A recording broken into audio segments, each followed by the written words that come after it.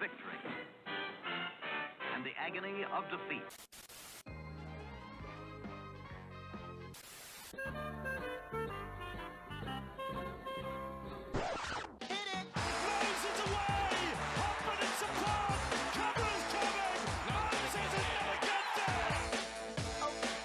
Madison, great ball around the corner, Penasini, he beats them all!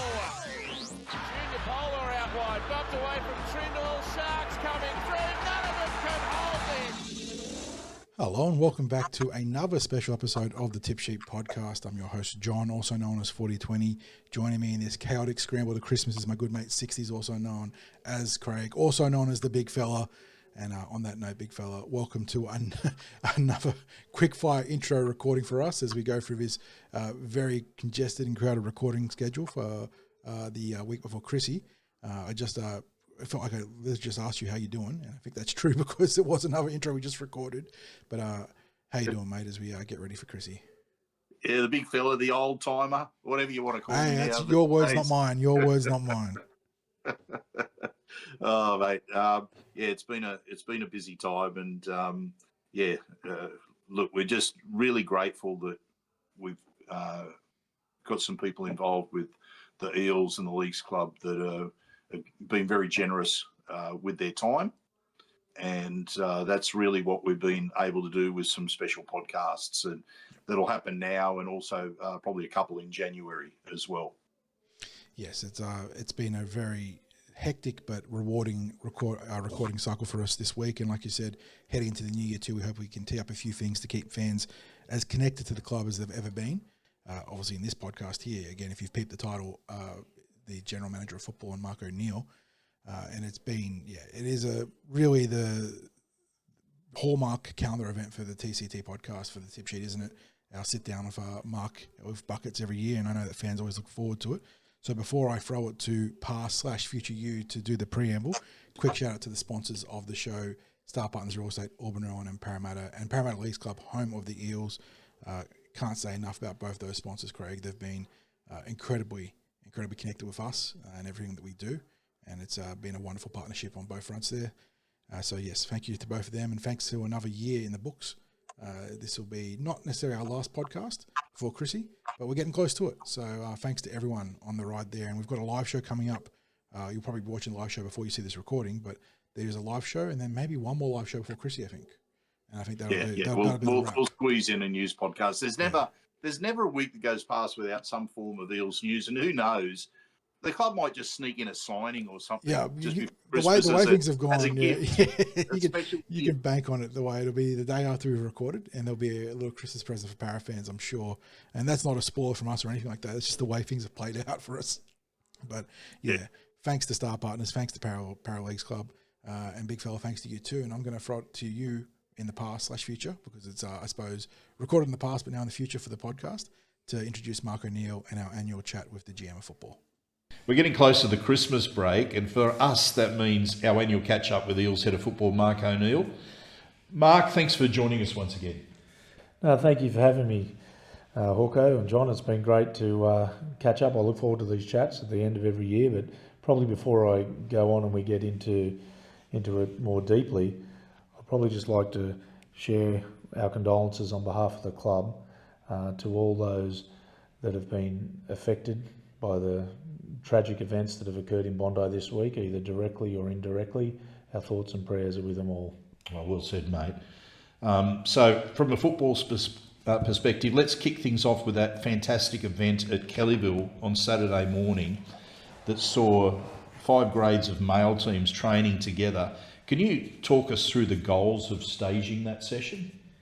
Yeah, it was interesting. You know, we originally tossed up an idea a while back. It is something that we have done before. This club was pre-COVID, and I think it was 2019. And Sean Russell was in the pathways, and he spoke to the team around how inspiring he found it. When we did something similar like that in the past. So, and that resonated with the playing group. You know, there's nothing like a bit of peer-to-peer feedback, but we thought it would be wonderful and help with the alignment of our club around who we are, even they get the younger players get an opportunity to see that the NRL team's doing the exact same drills that they've been doing in their pre-season. It might be a little bit of a different pace as well. Yeah. But when we spoke about it, the objective is around that connection and the alignment, as I've mentioned. The connection in the context of introduce yourself to people, and as the closer you go up the pathways and get to NRL, the more helpful it is if you know one another and the players know who you are and you know who the players are and the staff as well. So we encourage all the guys to go and introduce themselves and make themselves known, and vice versa for the elite NRL players. And it was a successful day in the end. We had over 150 participants. It went from under 16s development squad all the way up to NRL. Had over 40, 50 staff that put it together that deserve a massive shout out. It's to pull something off of that scale takes a lot of work and a lot of people playing their role, which was fantastic. And full credit to Jason for bringing the guys in and being able to provide the access and that he did, and provide the time and be so generous with it with all the players. So it was not too often in life that people generally get a chance to impact lives. And as young rugby league players that are key influences, it is a privileged position to be in. And we just reminded the players of that you've created a memory that people will take with them for the rest of their life. So, which is fantastic. You were on the field and close to the action. I was actually joking with you pre-recording that you were actually a bit of an unknown YouTube star, part of the club's media coverage of the day. And if you are listening to this podcast, check out the club's YouTube channel, Parramatta Eels YouTube, for that full video. Mark does star throughout the entire course of it, at the opening and through talking to the players. But how was it received by the players and staff? You sort of touched on it then, but I suppose in a football perspective, how was it received? It was received very well. The players had fun. You could see that. You could see the connection. You could see the vibe. They worked hard, but they had fun. The coaches loved it. Coaches absolutely loved it. And I mentioned we've done it before, but we haven't done it that well. That's what we did on Saturday. And the other group around, I was fortunate enough to go up and have a chat with the parents and mingle through them. They loved it as well. So, and that's before they got to speak to their son, post-event. This was during. So everyone was happy there. It was a good event. It was nice warm weather. It was great here at Kellyville Park. We've got at our James Hardy Centre of Excellence and utilise the facilities here, which is, vast. It was fantastic, and it was a really good vibe, and we all got a lot out of it. Sometimes in these days, the NRL squad don't get the most out of it, but we all broke up a bit towards the end so they could get a bit of top up, and the parents, the players, all got an opportunity to see the intensity and the level required that Rolsey's driving through the NRL squad. I wonder if we saw the first sparks for any of those NRL players start to kindle to follow in their own coach's footsteps, being a player to a coach in that transition and sort of the teaching process there. Yeah, true. That is, the learning environment that our coaches have got at the moment is fantastic. And I do want to call out Scotty Wisemantle, from the day. He did pull it together, Wisey. He seems to be at his best with some complex situations, and he's a good problem solver. And it was fantastic. And that's not to say that there wasn't many others that contributed as well, because there was. It was a big operation pulled together, and probably Wisey and Matty J deserve a special mention for that. Look, I'm always appreciative of Wisey with the feedback he can provide for me with each of the training sessions that I get to watch. He normally gives me a bit of an overview before it starts, what some of the goals will be, and then a bit of feedback at the end as well. So got a lot of time for Wisey. Yeah, he's a great man, and he, people may forget that he played here in the juniors, and he won a premiership in the lower grades, so he understands completely what the identity of the Eels is all about, and he makes it fun too. Mark, I don't know if you've seen it yet, but it's certainly been seen by some of the staff. We have footage of Wisey scoring a try in the President's Cup Grand Final against the Bulldogs. Yeah. Unfortunately, it was the Eels' last scoring play. Oh, okay. But we did have footage of him getting the ball down over the line out wide. So big take and big dive into the corner from the man A himself. big swan dive, was it? Yes. Yeah. Yes. Nice. You name dropped the James Hardie Centre of Excellence, Mark, and the event was made possible by the facilities now available in the new aforementioned James Hardie Centre of Excellence. What difference has the new centre made for the club? And I mean, just walking into the facilities to sit down and chat with you, it's almost jaw-dropping seeing the interior gym, being able to look from upstairs. Yeah. I mean, it is something to behold. Well, that is a massive space, the gym, which I'll touch on in a minute. But the piece here is that it brings our club together. You know, it brings a combination of our NRL team, our NRLW team, our football staff, and our administrative staff. And notwithstanding our pathways, and there is a community element to with both this centre here and the community grandstand facilities that we have right next door with the 4 fields there. Like, it's an opportunity for us all to come together. Like we said, we had the parents on the weekend, you know, there's plenty of parking, you know, for everyone to come together around that. And it's a good, conducive environment for high performance.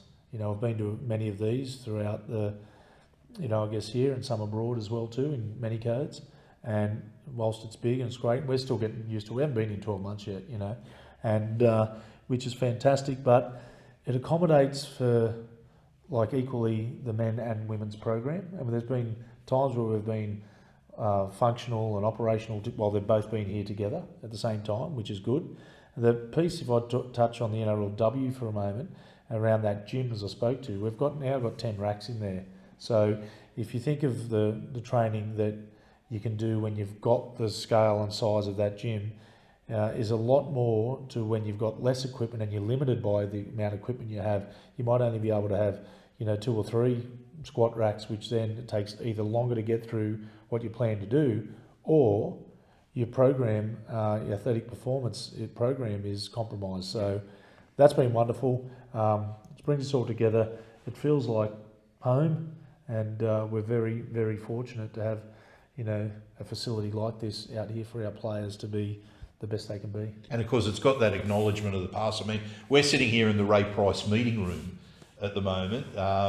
We've got the wall that's got all the players from the past listed with their player numbers. You've got Jack's bus, the meeting room. The banners from the premiership years are there in the gym. The foyer has the history of the jersey. Yes.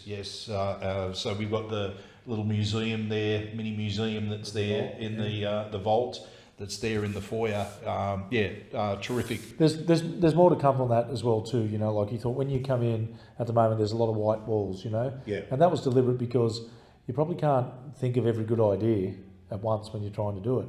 And you know, in the passage of time, you know, someone will come up with an idea and it gets advanced upon. So we're going to, you know, bring to life a little bit more of our history, our honour board. We're a very proud club, and we've won a lot of, we've got a lot of achievements, you know, both individually and collectively at a senior and junior level. So, we're going to celebrate that and acknowledge the badge as well over the next little period. So there's a bit more to do in that space to really bring it to life and give it a bit of a pulse, if you like. And metaphorically, you know, the old English student coming out in me, that white wall is also a blank canvas for the story to be told. Correct. For the squads that are here and in the future. Yeah. And we've got some great players, and love to get a quote here and there from them that we could use in reference, you know. So Absolutely. Mark, yourself, Jason Riles, Jim Sarantinos and Matthew Beach recently toured leading EPL, Super League and Union clubs. What can you share about that trip, and what learnings did you bring back to the Eels? Well, firstly, we're all grateful that the club made that investment for the 4 of us to go and connect and learn from world-class environments. We went to Chelsea, we went to, actually, there's a good one, Chelsea. The head of performance, Bryce Kavanagh, is a gentleman that grew up in Kellyville, went to school at Oak Hill, played rugby league a bit as a kid, and now he's ahead of performance at Chelsea. The biggest sporting Exactly, you know, so that was ironic. And when he comes back, he's going to come through and have a look at the Centre of Excellence. But yeah, Chelsea, Man City, Bath, Rugby Saracens, went through like Leeds, Hull KR. Like Hull KR won the 3 trophies available so far this year. So did Bath Rugby. They were fantastic. Then some other businesses like Salesforce and 21st Group, learning a little bit about trends and AI and Elite Performance Partners with Dave Slemon there, about some of the innovations and what are the trends that he's noticing in sporting clubs and organisations and things like that. So it was good in that context. We had an opportunity for the 4 of us to connect around that as well and sort of map out, get aligned, get on the same page of how we see the club in the next few years, which was fantastic. We've just shared a report. We did a report, we come back, shared it with the team, where there's a lot of key learnings in there that we captured, but there'll be a lot more once they get their eyeballs on them as well too, and see what we can advance. Everyone's been challenged to adopt a few things in their department, and if we all adopt 1 or 2 things each relative to whatever function we've got collectively, that'll be a material change. And some of the learnings is around how they celebrate their milestones and in victories, player-led cultures across the business, not just football. The way that theming and detail to the craft is used in some coaching, the nutrition importance around that, the recruitment piece I found fascinating. Some of the football clubs over there, soccer clubs, are IDing talent from the age of 4.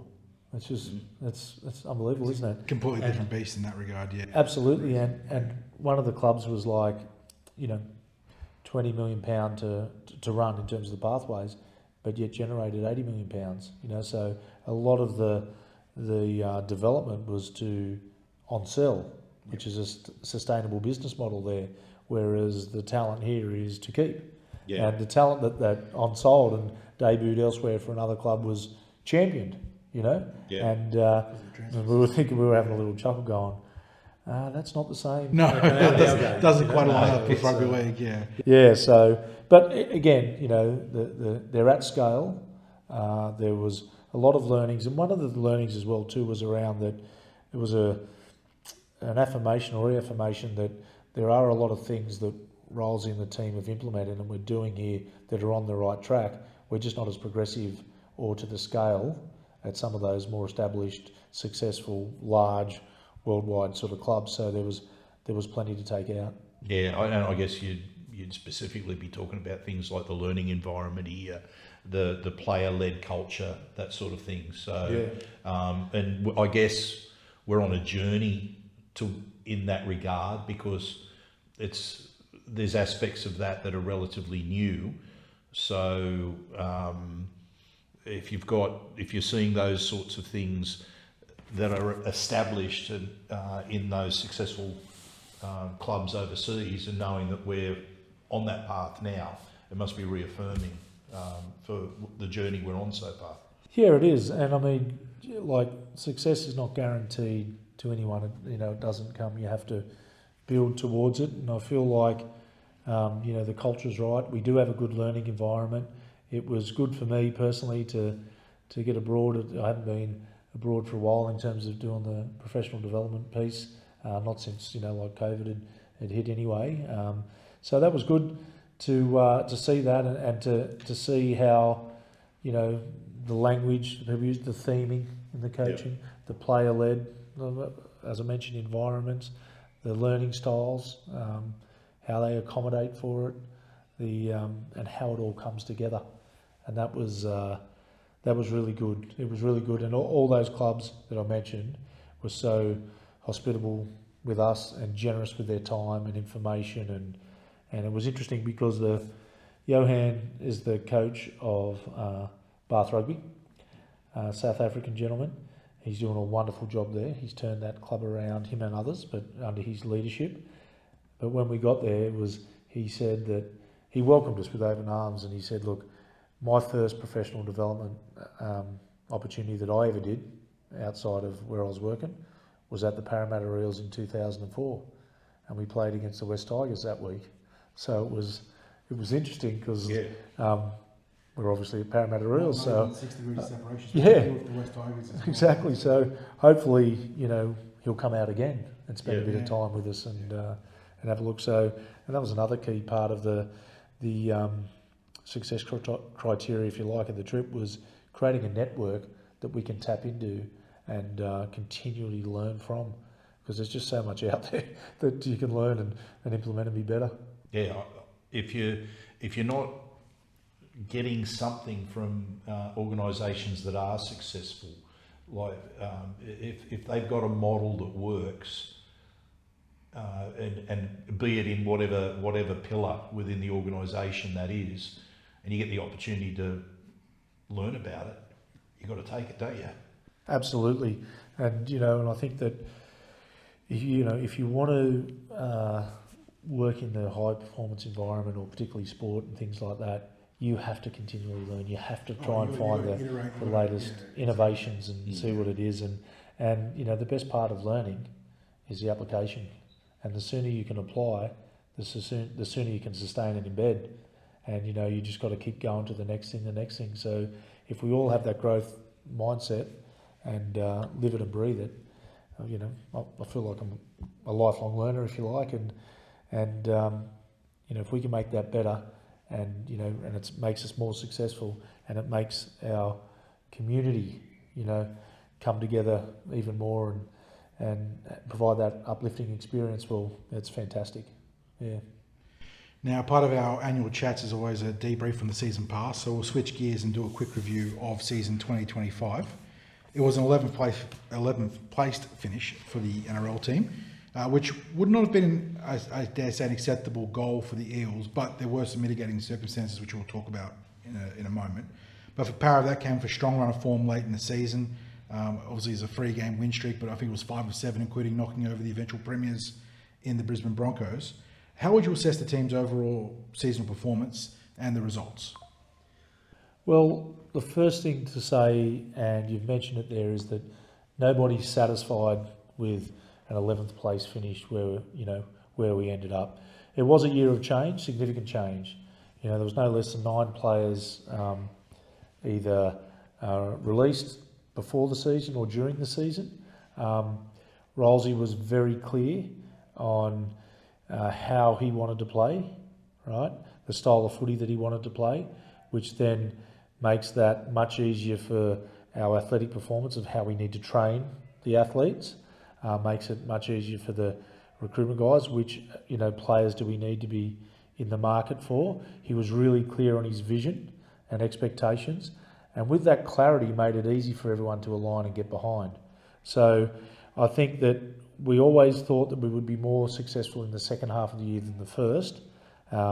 Sure, it was a difficult opening, wasn't it? Like going to Melbourne, that's a difficult assignment for anyone, and the points it lost. But to be able to maintain the vibe in the group for the whole year, despite where you are on the ladder, I think speaks volumes of Jason's leadership and the alignment for his team as well, like in terms of the coaching team, that we're able to stay together in that.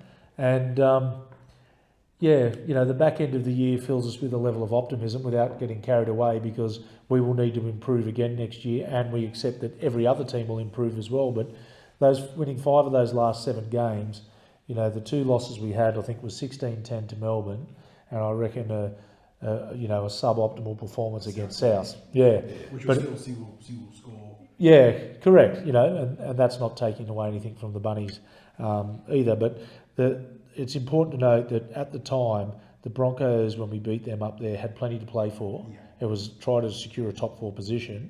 So that was for them. Also, the Warriors had a lot to play for as well, which was a top 4 position, which was another away victory. And the Roosters were playing for the top 8 all at this time. So whilst we were out of contention, our opponents weren't. So there was a lot on the line for them. And those performances give the guys, a level of confidence and belief. And it's a good way to go into the pre-season, you know, and have the break. Sure, we come back a little earlier than we wanted to because we want to be playing in the finals, but, you know, that'll give us a head start on the season ahead, and you know, the vibe has continued in that space, and so I'm pretty happy with how the season's gone, noting that we want to be playing finals football again. We hosted a watch party for that Brisbane victory at the Parramatta Eels Club, and the atmosphere there was electric with the fans. Crazy? Oh, Yeah. The ending was just, people were losing their minds. You could just, the buy-in from the fan base was fantastic. Well, I can tell you, Rolsey up in the dress shed, up in the coach's box, was gone from banging on the window and maybe even a little bit of the laptop there to, you know, sheer excitement. Then when it was, you know, the rule overturned, the decision overturned or upheld, you know, late in the game there. I mean, this isn't on the run sheet, but it's funny how the way fate has sort of spat out the new draw.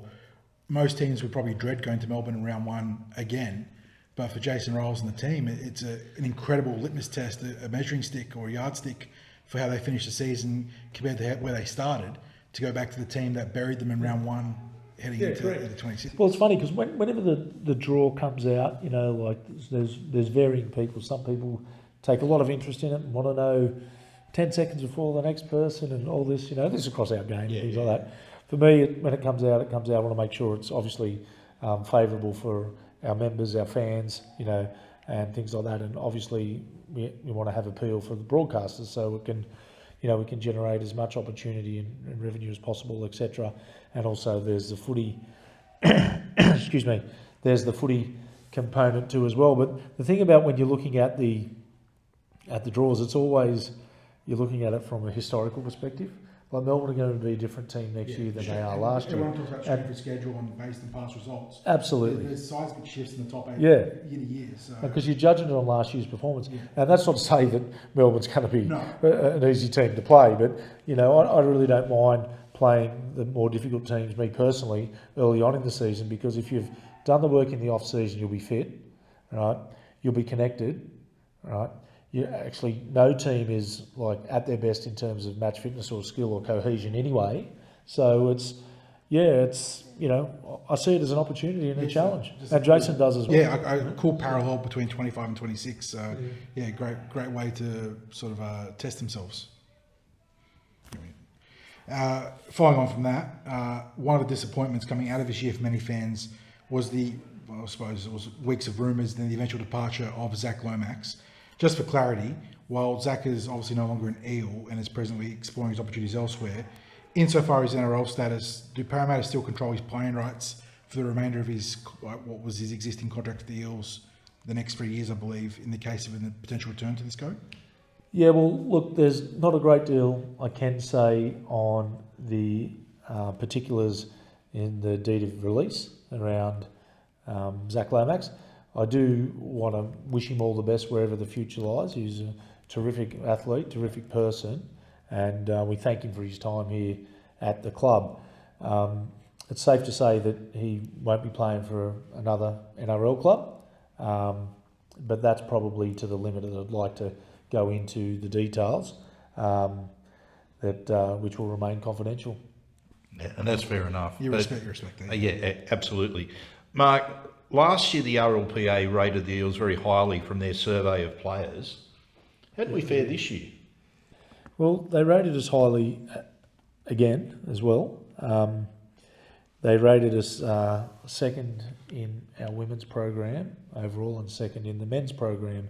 And that survey is an anonymous player survey of your own club. And it talks around the particulars, you know, like facilities and you know, performance and resourcing, and the overall theme that comes through is around that athlete wellness and care. And the reason we, you know, get a good score in that is for a lot of reasons, but no small part is the role that David Gower, Arnie Chrissy, and George Danzy play, and Rachel Bailey as well from the female space. And those guys need a shout out because additional to that, the NRL, you know, released some education wellbeing rankings, you know, across the industry for the team, and we were ranked number 1 in that for the men's and 4 in that for the women's. So they're really good results. And why that's important to me notwithstanding the others in the business and our players ultimately, is that I feel that the athlete wellness component is the most important part of a football program. And the reason I say that is because you'll perform at your best when you're happy, you're healthy, you're thriving. And if we can set our people up to feel like they're supported and get their life away from footy under control and, like in whichever avenue they need to take to make sure that, they're at their best off the field so they can perform at their best on the field. And, the more they perform their best on the field, that's what gives that entertainment, but also the uplifting experience for the Eels community and rugby league fans as a whole. Mark, it also doesn't hurt for within the community of rugby league players for the Eels to have a reputation as looking after those that are playing for them as well. Yeah, well, it's exactly, and we want our players to know, and they know that the ones that are here, that we care for them as well, all through the pathways and things like that. But even new players that may, end up playing at Parramatta one day, it's critically important that we do care for them. And the piece around it is with this whole movement in the positive way about the mental health aspect of it now, which is real. And in elite sport, there's data to suggest worldwide that it's more prevalent in the elite sport. So data suggests that 1 in 5 people in the general public would have a predisposition to, poor mental health at some point, where in elite sport, that's 1 to 3. And they also suspect that it's been underreported. So, to make sure that whilst our players, appear superstars and invincible to the general public, which they are superstars in their own right, they can be incredibly vulnerable and be faced with the exact same challenges as anyone that's a non-elite athlete could be confronted with. So it's important that we deal with that, give that support, and like I mentioned, give them every opportunity to thrive in this environment. It's only a short career really that they're in the overall term of life, so we want to maximise that opportunity. That's not surprising to hear too when you consider the pressure to perform on a weekly basis coupled with the exposure to public response. Yeah, well, especially in social media generation. There's some lose a sense of identity. There's a loneliness, and there's the entrapment factor. They were 3 things that at a previous conference around the world that was being identified with. And football's what we play; it's not who we are. And that's the, you're more than just a game or just that. So, yeah, exactly. So, yeah, whilst footy is the main thing in people's life, and it should be. It should be celebrated. The intent is to make sure we can allow these athletes to thrive in that environment by, trying to assist where we can off the field, give the support that's needed, so we can, perform and be successful on the field. Very good to hear. I mentioned just a couple of questions prior that there was a mitigating factor in that season debrief, and that comes back to the fact that the Eels had to play 11 games without Mitchell Moses in season 2025. They won only 3. Is it unfair to suggest that the team will again be relying on his presence heavily in season 2026? I think it's actually, it's factually correct. It is. Mitch is an elite player in the game. He's at the top echelon. He's delivered on every stage. And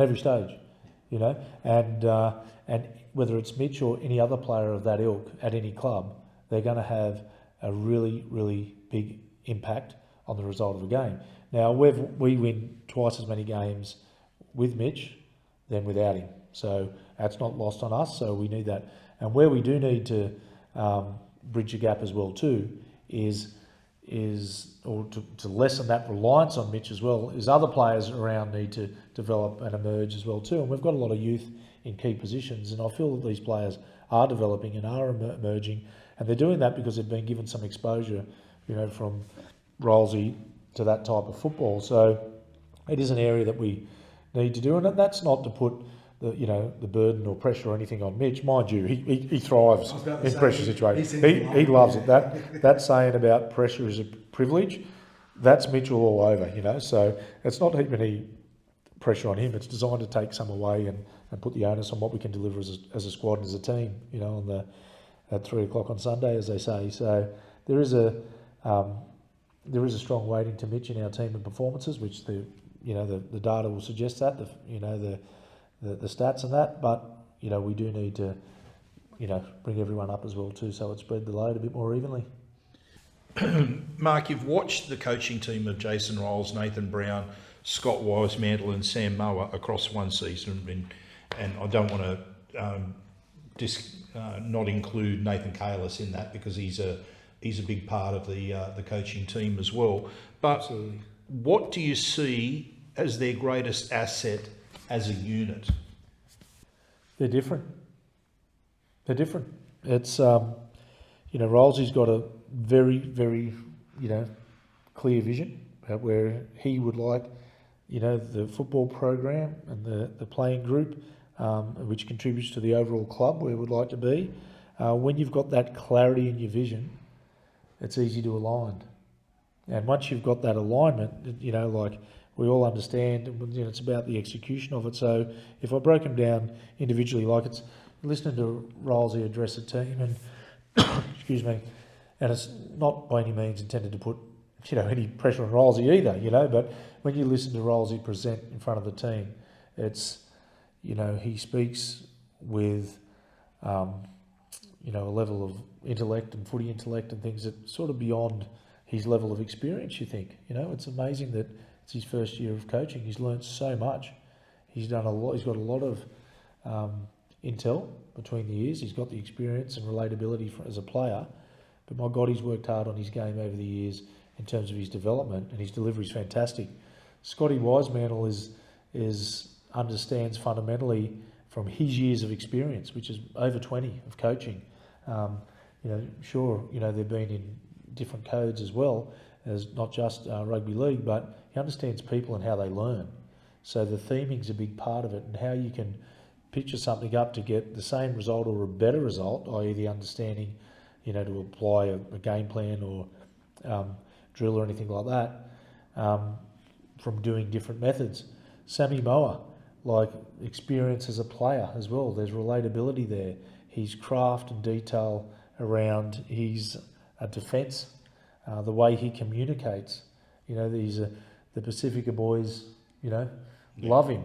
So there's a lot that diversity that they bring in. Nathan Brown as well. Like, God, we're fortunate to have such a senior coach in Nathan Brown, and with his experiences, he's been around the world. There's not too many things that occur in the game that Brownie hasn't seen or heard of or dealt with, and that's fantastic. And Brownie knows our systems. He knows the Parramatta Pathways kids, and to shot in Nathan Kalis in there as well too. Nathan's hungry for growth, and he's fantastic, and he knows more about this club, than you put all of us all together. So he's given us a bit of an education on the Para Proud and the environment, what it takes to be an Eel. So notwithstanding getting those players to come through, which is hard for Kalo sometimes because you've got young players coming up through the grades, you've got your top 30 players back there.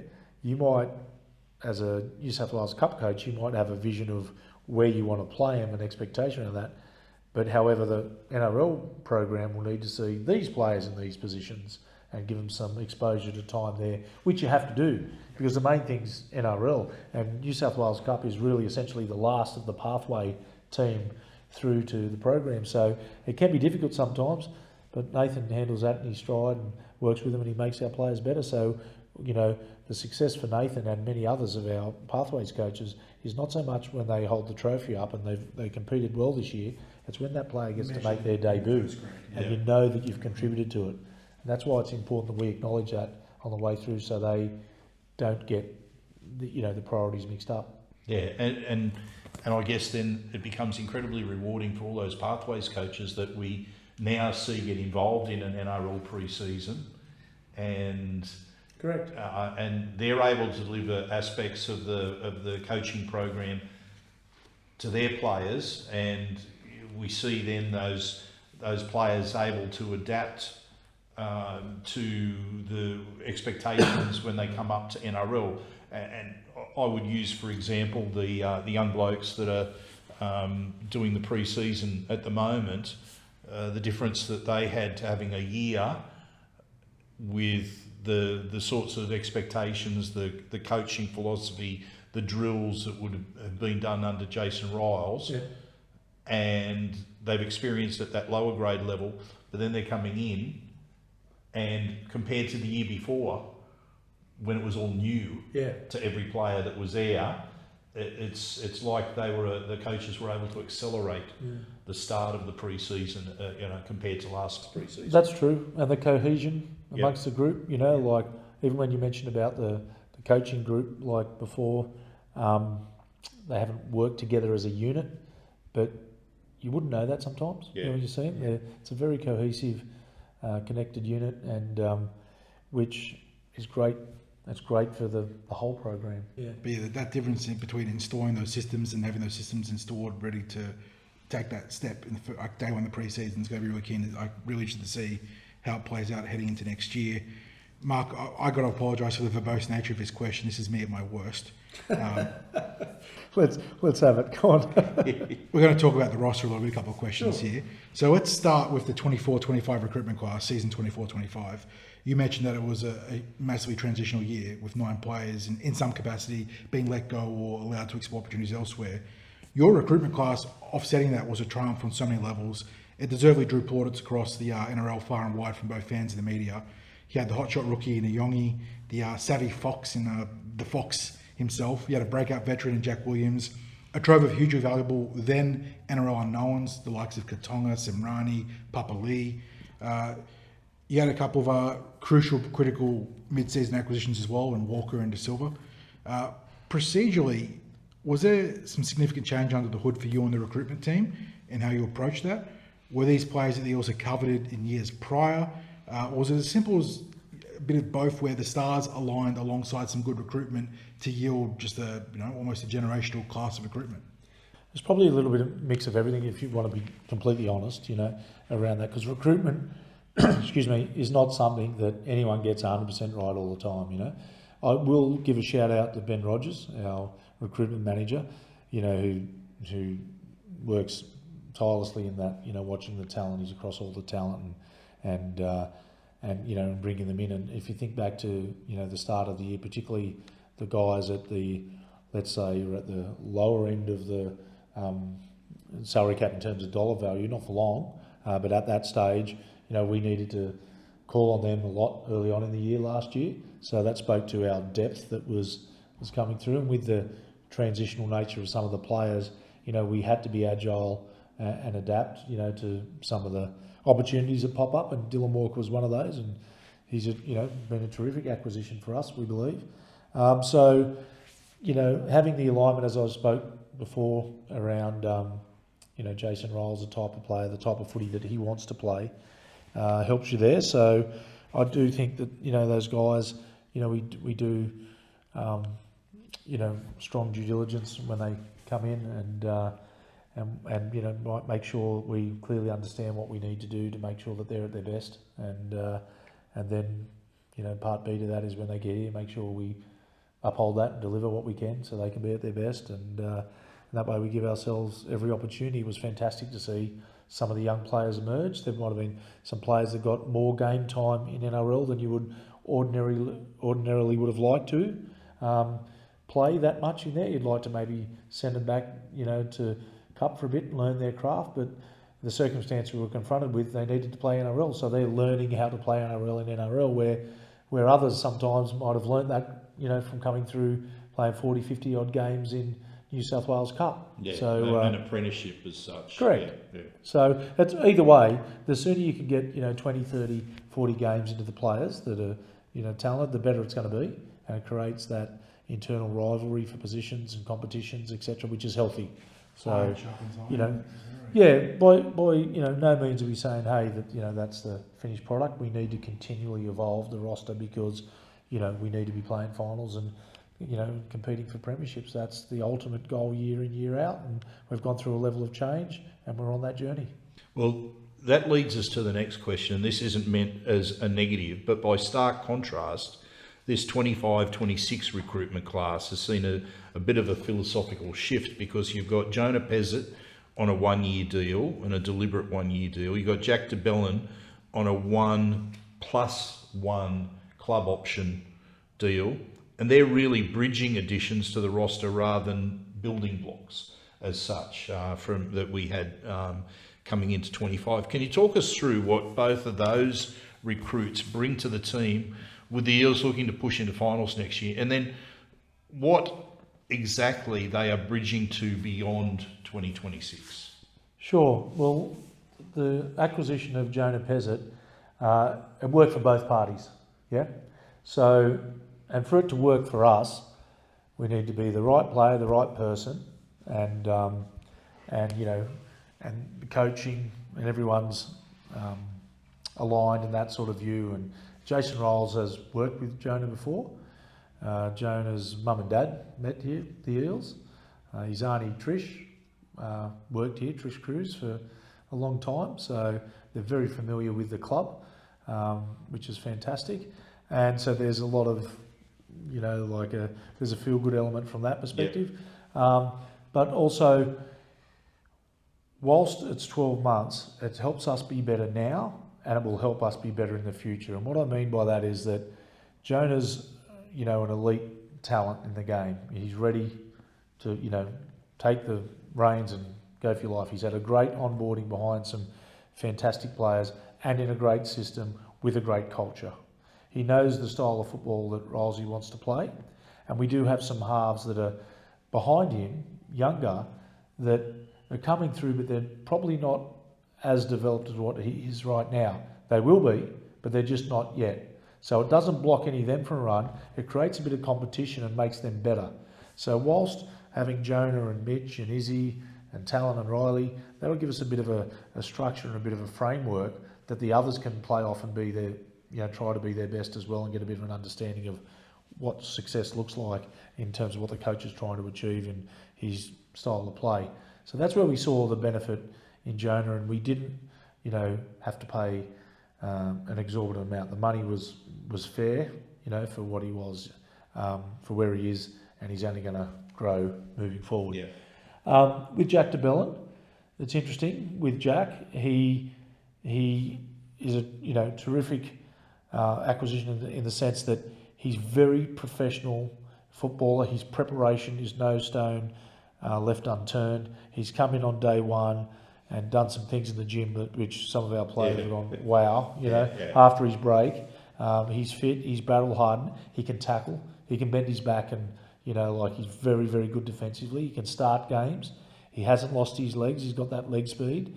And once again, we've got a lot of younger players, if you like, which I say with the greatest respect to Jack, that are coming through, but they're not at his level yet, you know. Yeah. So he's got a role to play for us. We're excited about it. He's playing it now. Yeah. You've probably seen from, you know, his limited time here, albeit, but yeah, it's given him a really good education, and you know, we're delighted to have someone, you know, of his experience and talent to be able to guide some of, you know, the next generation through, and playing his role in real time right now as well. I'm sure it was a lesson to the younger players, seeing him walking in as a senior, as a very senior player, but just the condition that he presented himself in on day one. And you mentioned what he was doing in the gym, so they're actually seeing what he can do, and they're seeing what he can do out on the field now. But yeah, that's a great role model to have. And just on that, Mark, for mine, I think the big selling point on Jonah for me was, we already touched on it, that the Eels without Mitchell Moses really struggle to compete on the field. Jonah Pezzett gives us the best possible solution to, again, a bit of a knock on wood there, that if Mitchell is playing State of Origin, or if Mitchell does go down with an injury, you have a front lines number 7 ready to step in and take over there. So, well, that was exactly part of, you know, the thinking when we were talking about that as well too. So, yeah. All right, let's look at the rest of the roster outside of our 2 acquisitions there. Outside back depth is the one that's on everyone's lips. The competition there feels pretty clear, like the most glaring hole in Parramatta's roster heading into next year. The Eels have been linked to a handful of players in the press in order to fill that pressing need. But looking beyond just wing and centre, are there any other positions inside the top 30 that you're looking to round out? My I suppose talking point here was that, are you comfortable with running two very talented dummy halves in Riley and Talon as your two frontline dummy half prospects, or do you need one more to round out the roster, or there, anything like just in general of the roster, what's the composition looking like to you? Yeah, firstly working not in any particular order, but it's really good competition in the nine with those two players that you mentioned, Talon and Riley. They compete, ferociously out here on the field, but they're the first ones to complement each other, when you've done something good, which is great, and it's good to see, and you need that to be successful, so... Both in shirts this week too. Yep. Riley's second goal and Talon on the white, was it? Yeah. Yep, which is good, and the outside back position, that is a positional need, that is a target for us. We're working towards some things like to find that, the best solution to it, and that's what's important. You've got to get the best solution. We've got 27 Not players. going to drop a name at the moment. Oh, no. Why, or you, or who's dropping the names, really? Who's dropping the names? No, we have got 27 on our roster signed now. We need to have 28 by round one. Having a bit of flexibility, in that top 30's helpful sometimes to, if anything, pops up during the We just spoke about it, but Dylan Walker and Talon the Silva mid-season acquisitions. Yeah, if you didn't have 2 spots last year, you miss out. Yeah, well, that's right. So we feel that both those players, have made us better and will make us even better. So that's that with the roster is always a work in progress, isn't it? But yeah, fair to say that's the positional need. So the greatest positional need. So what's the timeline on this? We've got to get one filled before round one? One filled before round one, 28 players by round one. You've got to have 30 by June 30. And the 2 spots could be externals, or they could be promoted from within, if that opportunity arises and players warrant that. And speaking of round one, development contract players are available for selection from the aforementioned round one. Can you confirm who those players are for the Eels in 26? Sure. Those development players at the moment, it stands as, and you need 4 by round one. So I didn't know. That's a cool bit of information. So you need to lock in 4 for round one. Yeah, there's 6 in total, but you need to have 4. So we've got Lincoln Fletcher, Josiah Funuotu, Will Latu, Saxon Pryke, and Lorenzo Talatena. So there's they're exciting players too. But they need time to develop. And they're getting good exposure, good experience, and I guess similar with every development player at every club. So. Well, Josiah's also got a shirt this week, so that's indicating that he's meeting maybe even more than meeting the expectations in certain aspects of his training for the coaches. And that's been a theme for Jason Riles in the first 2 preseasons, hasn't it? The young players coming in and making statements. Obviously, Riley Smith last year parlayed a strong preseason into a starting dummy half role.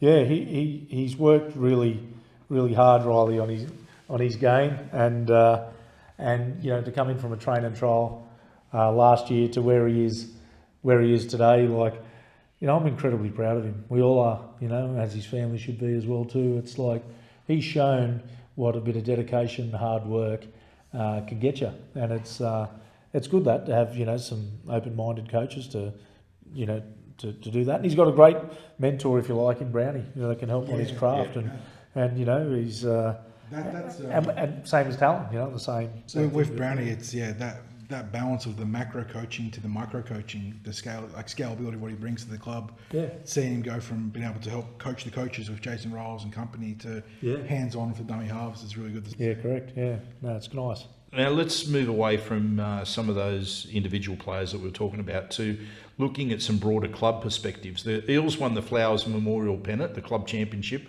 for the first time since 2008.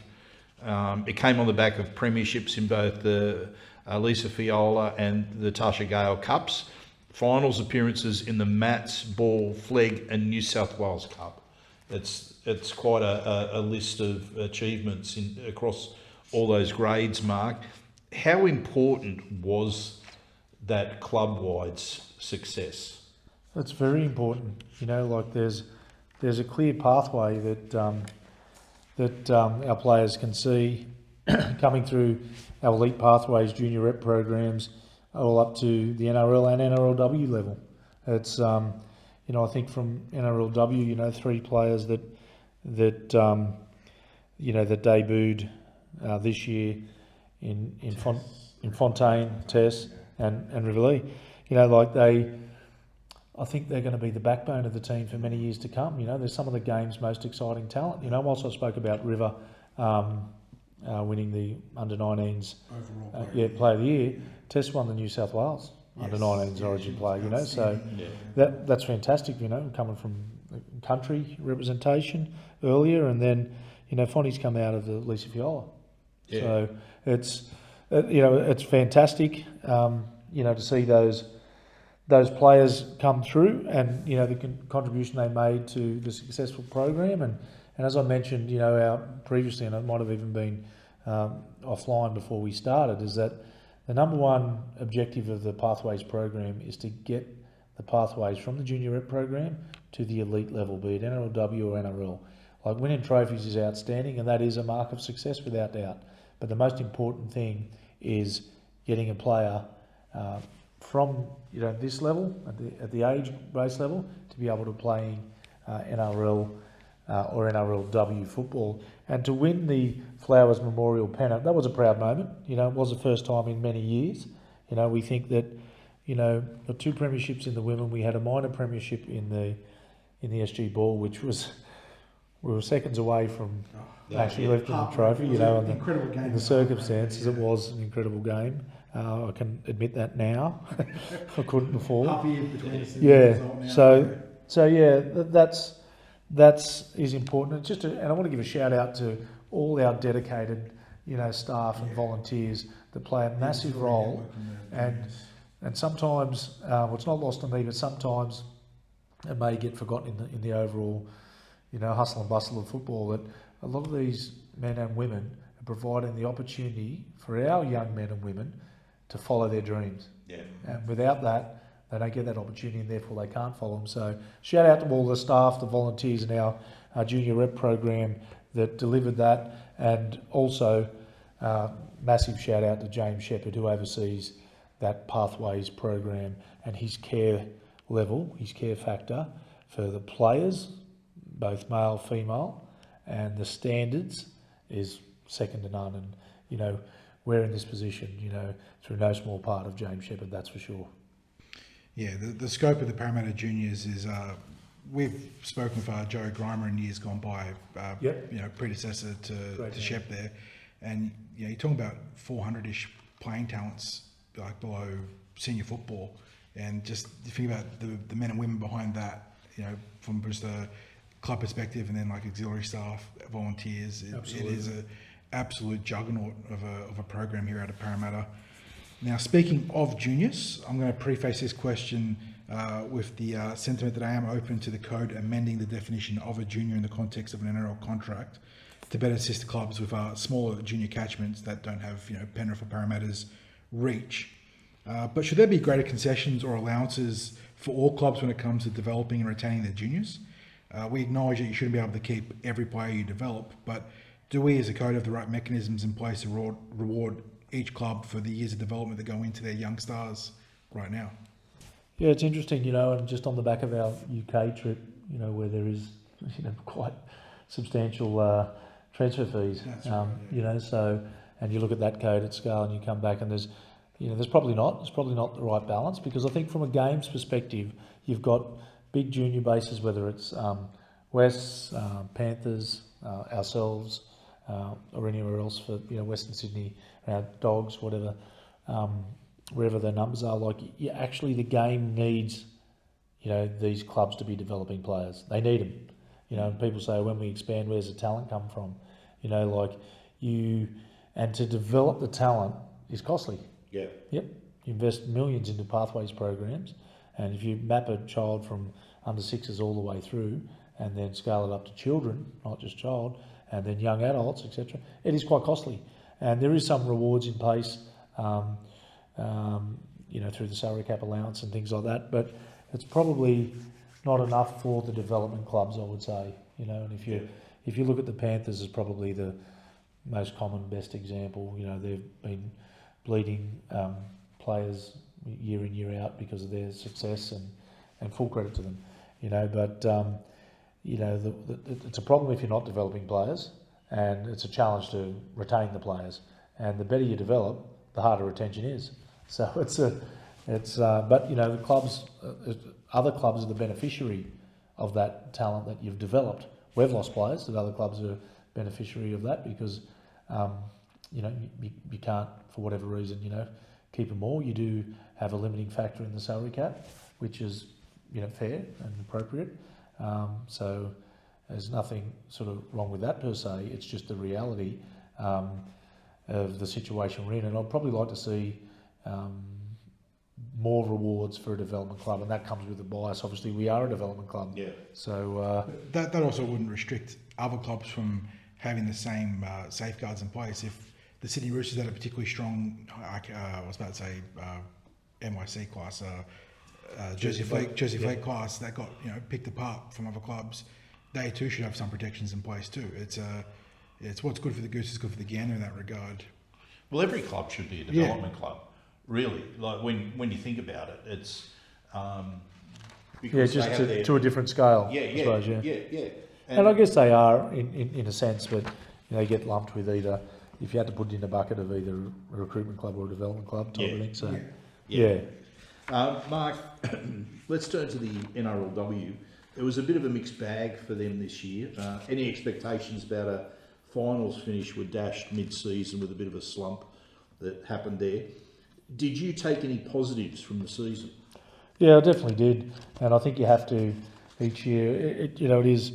It is worth calling out that the results, certainly didn't fall where we wanted them to. So it's disappointing in that context. We did have an expectation of playing finals, and that didn't turn out. And as we were,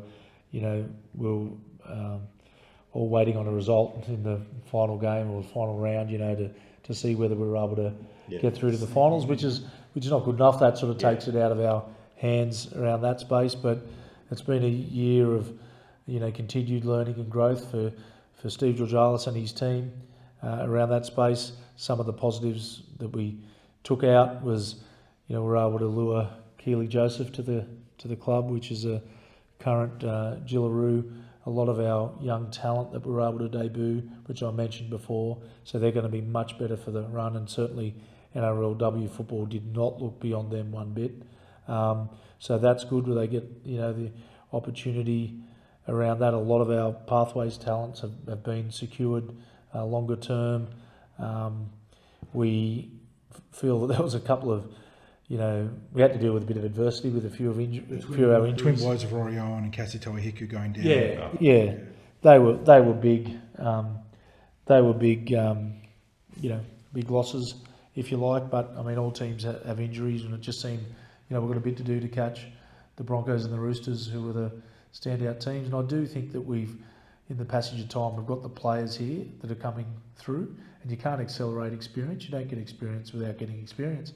But hopefully Keely and the like will help with that, continued development. We did have some players play Origin in Rory, Kennedy, Abby's breakout year, Dally M fullback. She made a test debut, so there was a lot to like from an individual perspective. And we want to make sure that we continue to grow our culture around the women's program, and the new facility has helped make everyone feel like we're the one club. So there's all positives there.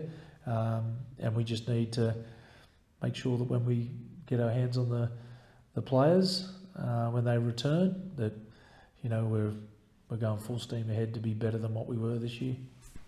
There were some concerns among fans in NRLW, not just para fans, wider fans, about parity in the rise of super teams. And you mentioned obviously the Roosters and the Broncos being very strong this year past. The way the Eels are built for next year, you think we can compete strongly? Yeah, I do. Absolutely. Those players have got, one more year experience under their belt. you know, we've added Keely that's only going to strengthen. You know, a lot of the players will be better. We'll be better, you know, Cassie fit, Rory, you know, like that's sort of when we're at our best with those. And competition for spots, I think the overall depth in the squad is good. And yeah, we're looking for an exciting year next year. And you mentioned Keely, incumbent Gillaroo. She obviously is the headline of this question, but can you talk us through the recruits the club's added to the NRLW roster for 26 and sort of what they really will help with Steve and the crew to push themselves to that, you know, final spot and maybe competing for the title? Because I suppose with Keely, you sort of really look to that triumvirate through the middle, you know, starting rotation, Elsie, Kennedy, Keely would probably be what you're looking at, 8, 10, 13. Yep, and if you think of, like, I mean, some of the recruits that we got this year that were young in terms of, you know, whether it's Fleur, you know, I mentioned Rory, Abby's had a bit of a breakout year, so those players are going to be better. Mahalia had a bit of an injury affected year as well too. So yeah, so and we think that, like, as we mentioned, those young players are going to be better. But and Martha Ellie, another one sort of coming back. You know, we expect those to be better, and we've secured a lot of our young talent that have come through. So that's the key. And Keely's obviously been the star there around that, but you know, we've got a hell of a lot of young talent that's coming through that will need to get a bit of time and experience. And Boss Kapal, you know, coming back, she, you know, had an injury affected year as well too. So they're like the signings. I think we're going to have a fair bit of firepower up front. Yeah. No, good answer. Mark, just moving on from the NRLW, we'd like to wrap things up with a code-wide question. Sure. Yep. Recently there was an interesting... The curly one? Well, it comes from the competition committee, so I'm not sure if you're abreast of it. Okay. Yeah, so there was an interesting rules proposal surrounding the expansion of the interchange bench, and that's sort of come up amongst the impact of the concussions and injuries in general in the code. The AFL elected to enact a similar rule change, but the NRL has opted to keep the status quo at the moment. We're keen to hear your thoughts on the topic. Do you think the code should increase the number of players available on the bench, and if so, by how much? So we do have the 18th emergency player available after, is it 2 concussions right now, I believe? But the AFL, they just expanded their bench, I think it's 5. Like, their bench is always different to the NRL bench. But yeah, given I suppose just the carnage that's been wreaked on teams on a weekly basis now. Yeah. Well, I think it's an issue that's not going to go away, okay? And I probably should start by saying I feel that as a game, NRL, like, takes a very strong position on player safety. I mean, I spent some time there myself, and I remember once the study was done, or the findings around, you know, whether it's things like shoulder charge, you know, concussions, head injury, like, they changed the rules, you know, they had a strong stance on it, they looked to rub it out. So as we learn more and more about, you know, whether it's the head knocks and potential concussions and the like, you know, I'm sure the rules will change. You know, we do have a good process now. You know, the doctors are, you know, incredibly diligent in the way that they go about handling, you know, a head knock and suspected concussions. The rules mandate that as well too. There's return to play guidelines and milestones. You know, we do have to, you know, record our training sessions and share them and disclose and all that, which is fantastic, which is great for the player safety. So in terms of whether or not you enact another player, I think it's going to get there at some point. You know, I really do. I just think because player safety will be of a premium.